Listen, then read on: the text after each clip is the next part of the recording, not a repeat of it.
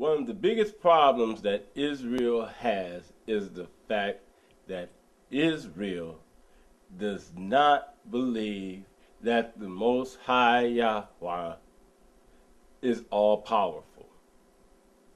Because if they did, then the only thing that they would want to do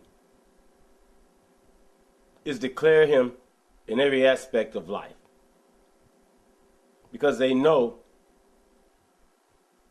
being all powerful, that is the one thing that's guaranteed.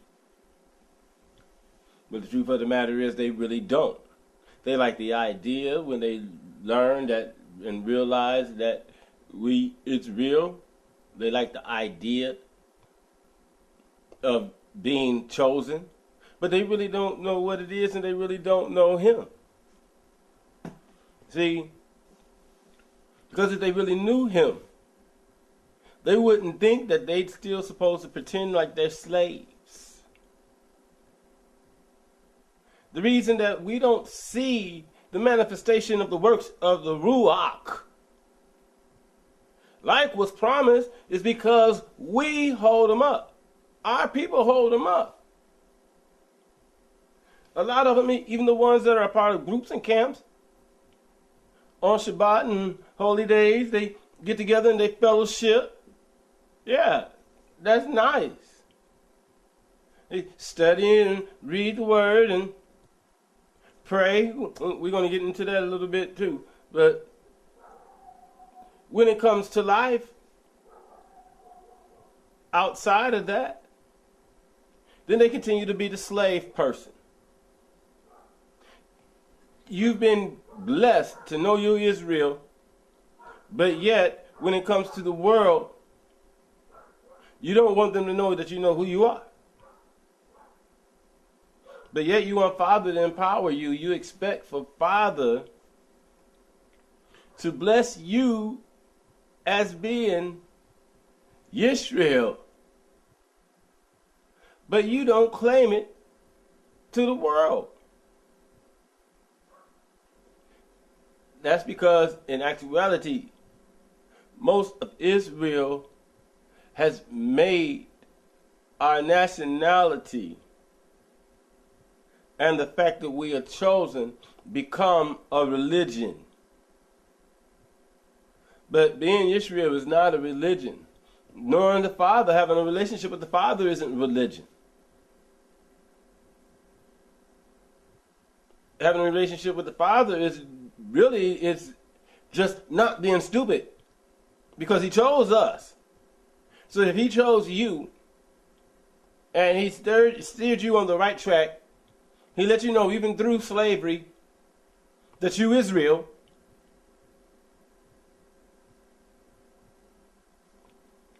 But the least you can do is proclaim yourself. Because in doing so, you proclaim him. When you deny who he said that you are, you deny him. But yet you look for a blessing. There's a lot of different things that are causing us to miss the mark. And Father wants everyone to put those things away and return to him. We don't have time to be debating over certain topics, because we all know that some of the debates, unless it's the time when he intervenes and we can ask him, they'll never be settled. But the time has come when all of us need to be on one accord when it comes to fulfilling this prophecy and us being rebirthed as a state. You know that Yeshua gave us the parable that at the time of the harvest, that the wheat and the tares grew together, and they were brought in together. That means everyone is not going to have the same group or organization affiliation when we're all gathered. But the time of gathering is now. And our gathering is what he is requiring of us. A lot of people have the notion that we aren't supposed to do anything, but that's not true. That's what I'm going to talk about.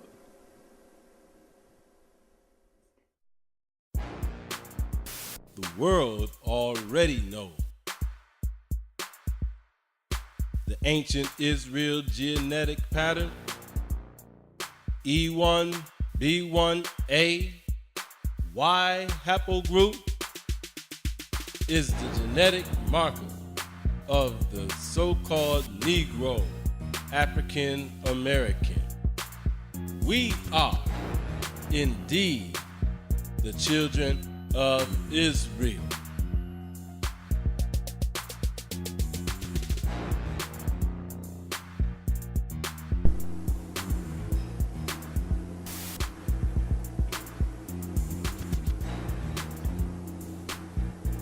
Shalom, my brethren of the Yahudahim and all of Israel around the world.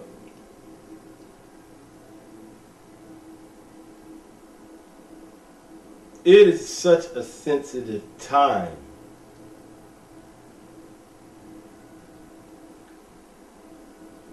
to where our every word, our every action, our every thought must be within the consideration of the Father. The day of his judgment has begun, and if you realize it or not, he indeed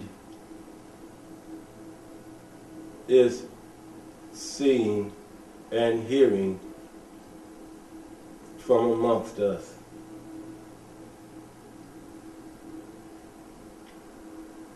There is a plague that is keeping our people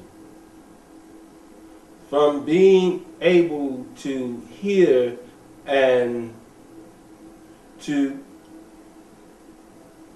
take action regarding the word of the Most High and his empowerment and deliverance of our people. And it is something I kind of refer to as the rapture theory. The rapture theory is an attitude that is brought into the expression of the children of Israel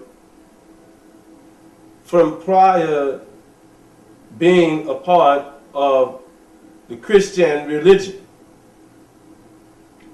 What the rapture theory is it tells the individual that although it's the time of judgment, which includes our deliverance, that nothing is required of us. The only thing that we have to do is sit still,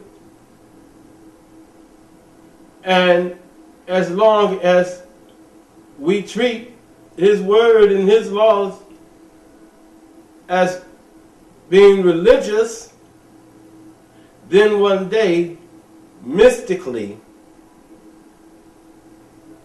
our deliverance will occur.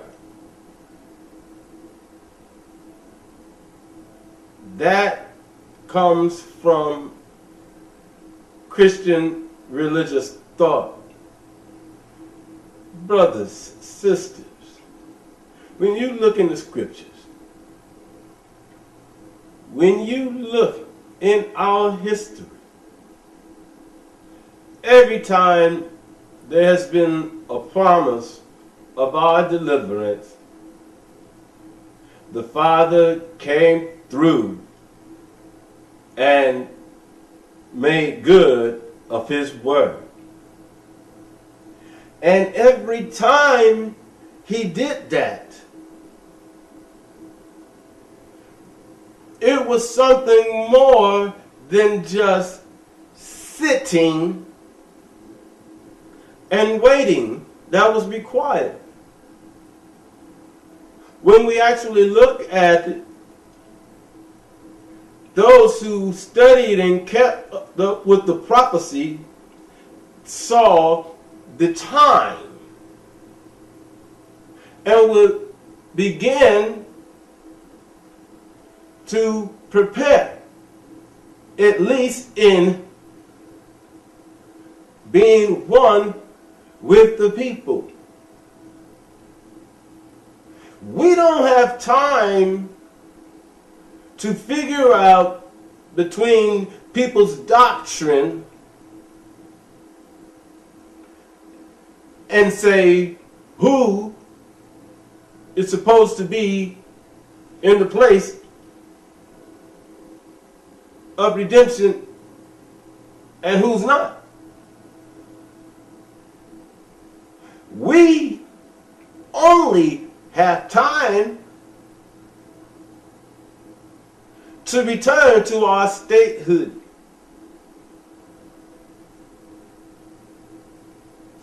This is the only feasible way to be prepared. Because when we look in the prophecy,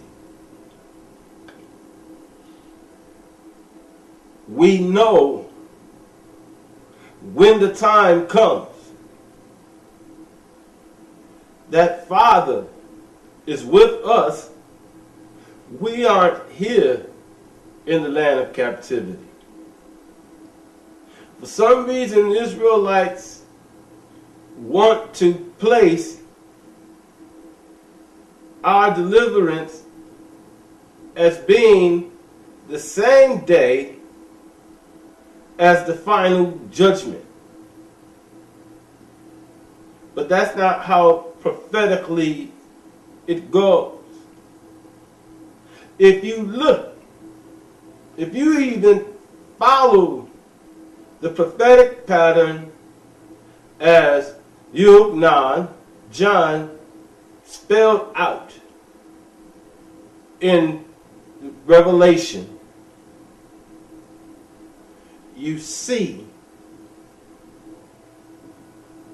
it's not a one-time Big Bang event. Whenever you see the Most High did something with Israel in the past, he not only gave word to Israel, to his people, to prepare, but if it included the judgment of another nation, he also gave word to that nation. It gives them time to repent. Each time he knew that they wouldn't.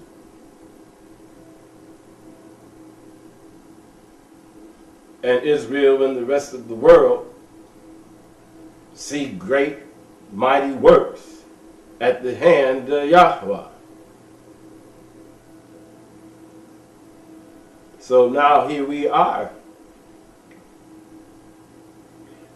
It doesn't matter what group you want to worship with. We require the elders, the skillsmen, the professionals at various things of our people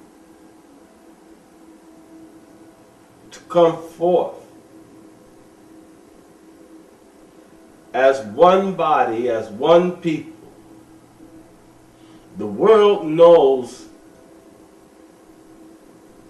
that we are a state, a nation. It doesn't make sense to continue to pretend that we are. We know it's not Father's plan for us to continue here.